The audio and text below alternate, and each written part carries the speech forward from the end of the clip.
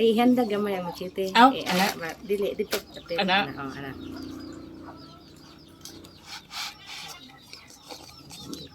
Ah. Eh, aksyo pa. Tigda ba? Ana, day.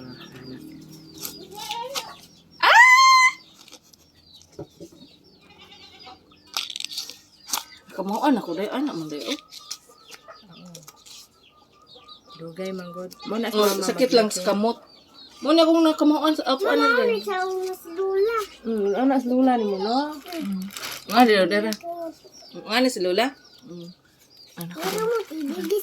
Akin sa mukha na ko day. Di ko to. Matulog ko ma. Oy, sayo pas buntag matulog na ka. Mag-ura kang gamot to.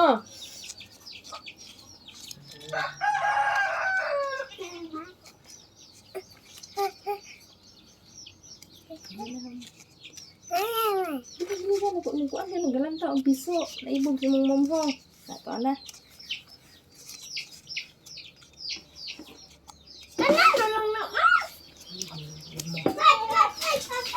Ay, naglisi day, uy. Day, Roslyn, daghan na kay kag damage tungod na ako. Ako ang wala gud.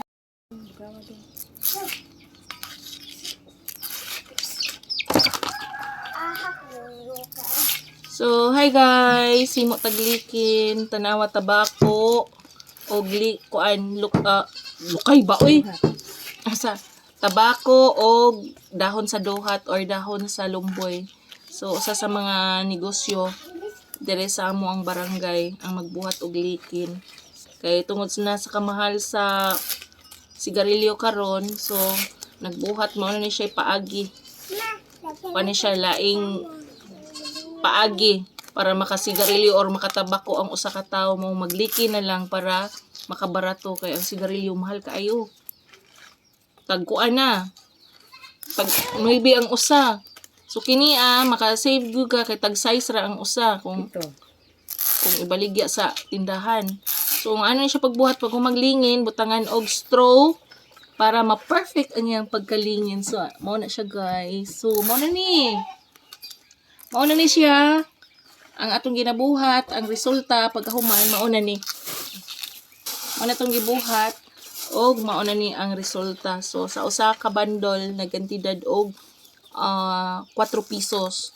So ibaligyan na ni sa tindahan na nasa siguro sa usa ka bandol 6 pesos. So makaginansya lang ang sa tindahan og 2 pesos. So ayan, mao na guys. Usa sa mga negosyo diri sa among probinsya. So palit na mo og likin kung kinsay mo order, PM lang mi guys.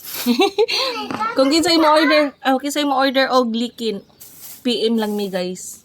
Kay kabaw kung kinsay supplier ang akong igtagsa. Bye bye.